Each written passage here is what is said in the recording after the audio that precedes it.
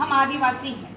अगर हम मांग करेंगे कि हम आदिवासी हैं तो टीआरआई अनुसंधान करेगी, और जब अनुसंधान में पाया गया, चाहे वो 2024 की बात की 2004 की बात कीजिए या तो 2015 की बात कीजिए, आप टीआरआई रिपोर्ट में आप देख सकते हैं कि साफ साफ उनका जो कुर्मी, कुड़मी और महतो के लोगों का सांस्कृतिक, ना ही उन लोगों का आबोहवा हमारे से मिलता जुलता हो।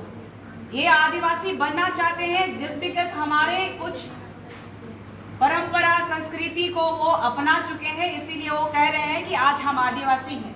लेकिन मैं आप लोगों के माध्यम से उन्हें ये पूछना चाहती हूँ कि कुड़मी, कुर्मी और महतो आदिवासियों के कौन से संस्कार को फॉलो करते हैं? चाहे वो जन्म का या मृत्यु का कोई संस्कार फॉलो नहीं करते हैं।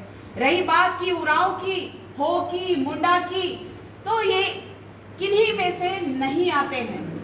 वो अगर अंकित है इस संविधान में तो ओबीसी के रूप में अंकित है। यदि ये अगर आदिवासी थे तो उन्होंने क्यों कहा कि हम क्षत्रिय समाज से आते हैं? और क्षत्रिय समाज के लिए अभी कई वक्ताओं से आपने सुना, और लगातार मैं कहती हूँ कि इस रांची में आप देख रहे हैं बुट्टी मोड़ में उन्होंने उल्लान किया कि हम क्षत्रिय के वंशज हैं और हमारे पूर्वजों का यहाँ मूर्ति लगना चाहिए, और शिवाजी महाराज की मूर्ति लगी हुई है।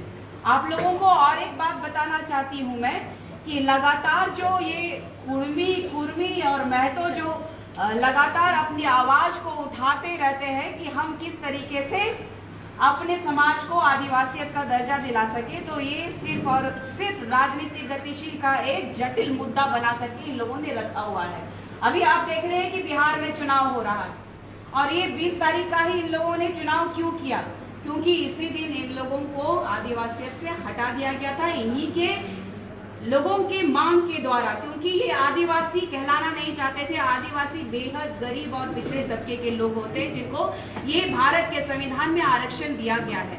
ये अपने आप को उच्च दर्जे के व्यक्ति के रूप में इन लोगों ने अपना संविधान में अपना बात को रखा कि मैं आदिवासी समाज से बिल्कुल भिन्न हूँ। जब उन्होंने अपनी बात को रखते हुए आज उनके लोग ही मुकर जा रहे हैं कि आज भी कई लोग देख रहे होंगे, आप वेस्ट बंगाल में चले जाइए, ममता दीदी ने उनको प्रोटेस्ट करने के लिए रोका है।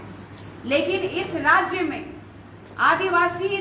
आदिवासी मुख्यमंत्री होने के बाद भी ये राज्य में अगर ये प्रोटेस्ट प्रखरता से कर रहे हैं तो ये पता आपको चल जाएगा आने वाला समय में। इतने आदिवासी समुदाय के अगुवागण बैठे हैं और एक रणनीति बन रही है कि लगातार जो एक महतो, कुड़मियों के द्वारा जो आदिवासियों पे प्रहार किया जा रहा है, इसका मुंह तोड़ जवाब देने के लिए हमारे अग्रिम चेयर पे जो बैठे हुए हैं सभी जवाब देने का काम करेंगे। और हमारी पूरी जनता जो है व्याकुल है कि कब एक समय सीमा निर्धारित किया जाए और हम लोग कब इसका उल्लान करें कि इन कुर्मियों को इनकी ताकत और जगह का एहसास दिला दे। हमें लगातार ये बात हो रही है। और आप लोगों को एक बात और कहना चाहती हूँ, संविधान की बात करने वालों को ये पता होना चाहिए कि जातीय किस आधार पे पहचान की जाती है। चूंकि लोकुर समिति का गठन किया गया था 1965 में, और इस समिति में 5 मापदंड दिए गए थे जो कि आपको जाति के अनुसार आपकी पहचान की जा सकती है। पहला है कि आदिम लक्षण, जो आदिकाल से कौन से लोग हैं जो आदिकाल से अपनी संस्कृति, अपनी परंपरा, अपनी धरोहर, अपनी रूढ़िवादी परंपरा या तो फिर अपनी सभ्यता को कैसे आगे बढ़ाते आ रहे हैं, उस पे होता है। दूसरी बात हो गई कि विशिष्ट संस्कृति किसमें है ये देखा जाता है। तीसरी बात है भौगोलिक अलगाव की बात होती है। चौथा बात आता है सामाजिक और आर्थिक की बात आती है। सामाजिक और आर्थिक में हमसे कई गुना आगे है, चाहे वो शिक्षा के क्षेत्र में देख लीजिए, चाहे वो आर्थिक क्षेत्र में देखिए, वो काफी आगे है हमसे। और 5वां है पिछड़ापन और अन्य समुदायों से सीमित संपर्क। मतलब ये टोटल देख लीजिए कि हमारे से बिल्कुल मेलजोल नहीं खाता है, लेकिन सनातनियों से बिल्कुल ही मेल खाता है। इन लोगों का हर परिवेश सनातनियों से मिलता है, इसीलिए इन लोगों को